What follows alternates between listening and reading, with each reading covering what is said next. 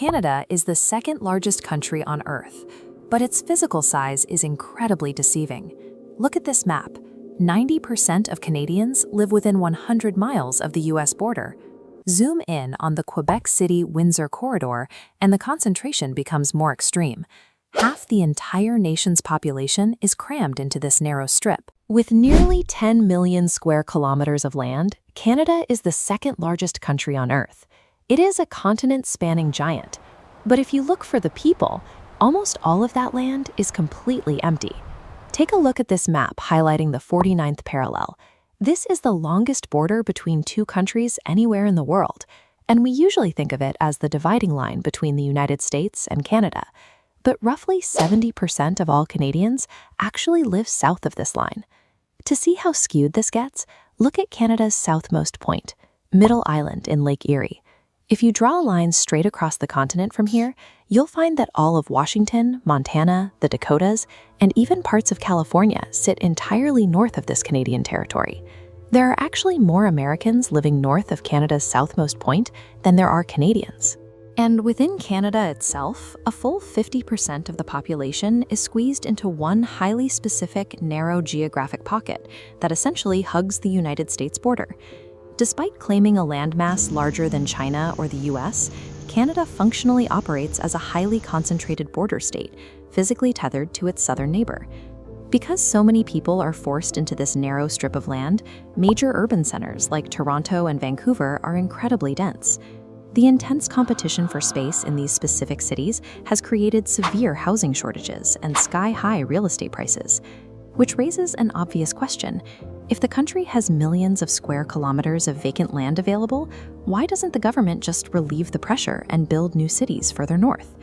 Latitude and freezing temperatures do not stop humans from building cities. Other northern countries like Russia and Norway maintained thriving distributed populations in identical climates. A massive physical trap hiding just beneath the topsoil makes northern expansion physically impossible. This schematic of the Great Lakes region shows why the southern corridor is uniquely hospitable. This massive freshwater system acts as a natural thermal battery, absorbing heat during summer and slowly radiating warmth over the surrounding landmass throughout winter. Layering soil depth onto this map reveals how this warming effect, combined with ancient geological deposits, created a highly specific environment. It is the only place with the rich, deep topsoil required to support large-scale commercial agriculture. When European explorers first arrived, the geography forced their hand. The St. Lawrence River acted as a massive funnel, guiding ships directly into this fertile pocket. This naturally locked the very first settlements and deep-water ports directly into the southern corridor. From there, basic economics took over. The waterway facilitated international trade. Trade required a massive labor force, and workers required permanent urban infrastructure. Canada's southern corridor became the nation's population center because it was the only geographical sanctuary on the continent capable of incubating a modern civilization. Move past this sanctuary and you immediately hit the Canadian Shield. This is a colossal geological formation covering nearly half the country, actively repelling human settlement. The trap was set during the last ice age. Massive glaciers miles thick moved across the northern half of the continent, acting like geological bulldozers. They physically scraped the earth bare. When the glaciers finally retreated, they took the topsoil with them. They left behind millions of square kilometers of exposed 3 billion-year-old Precambrian rock. Because solid granite cannot absorb water, rainfall and snowmelt have nowhere to drain. Instead, the water pools on the surface, creating vast, highly acidic swamplands known as muskeg. Because you cannot grow commercial crops on solid rock or farm a sinking bog, the Canadian Shield physically starves out any attempt at large-scale northern colonization. This bedrock aggressively rejects the basic foundations of civil engineering. When workers tried to lay the first transcontinental railways through this terrain, they found the granite so unyielding they had to rely on raw nitroglycerin just to blast a path forward. Today, that geology creates immediate economic paralysis. Laying a sewer line, digging a foundation, or paving a highway costs exponentially more when every single inch requires shattering ancient rock. Building a functional modern city on the Shield would require hundreds of millions of dollars in artificial terraforming. Before a single house could be constructed, the sheer cost of moving that rock makes northern expansion an economic impossibility. This underlying bedrock acts as an invisible physical wall. It compresses the Canadian population tightly into the south, effectively pinning them against the US border. We know climate change is gradually melting Arctic ice, opening up new shipping routes and exposing vast mineral wealth. But warmer air does not alter the brutal physical terrain beneath it. No matter how warm the atmosphere gets, millions of square kilometers of exposed granite and sinking muskeg will never support massive urban sprawl. Humanity can engineer its way around freezing weather with heavy coats and indoor heating, but Canada's true functional borders were permanently carved out by glaciers millions of years before humans ever arrived.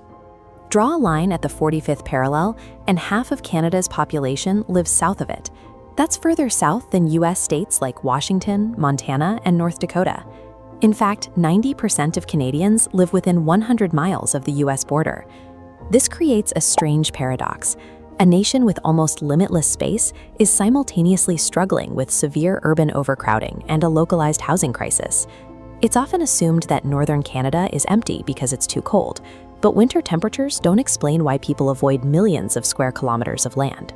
The density of the population is dictated by two opposing forces. A prehistoric rock formation pushes settlement away, while an economic magnet pulls it south, the physical result of an ongoing geographic and economic tug-of-war. Roughly half of Canada is covered by the Canadian Shield, a massive horseshoe-shaped expanse of exposed Precambrian rock. When the glaciers retreated during the last ice age, they scraped the topsoil off this rock. Without soil, large-scale agriculture is impossible, leaving the land unable to sustain a significant population. The infrastructure costs here are extraordinarily high. Laying tracks, paving roads, or burying sanitation pipes through solid granite requires constant, expensive blasting. Further north, developers hit a second barrier, permafrost. This is a thick layer of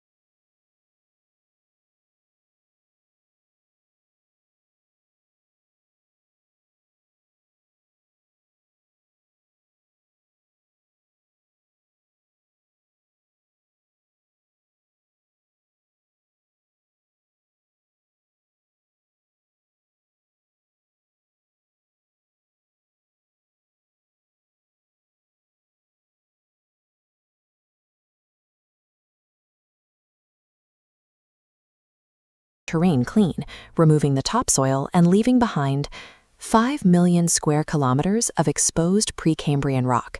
This geology makes large-scale agriculture impossible. You cannot grow the food necessary to sustain millions of people on top of solid, ancient granite. Beyond the lack of food, the shield creates a massive engineering challenge. Building a city requires carving foundations, roads, and sanitation systems into billion-year-old igneous rock, which makes the cost of basic infrastructure prohibitively expensive. The North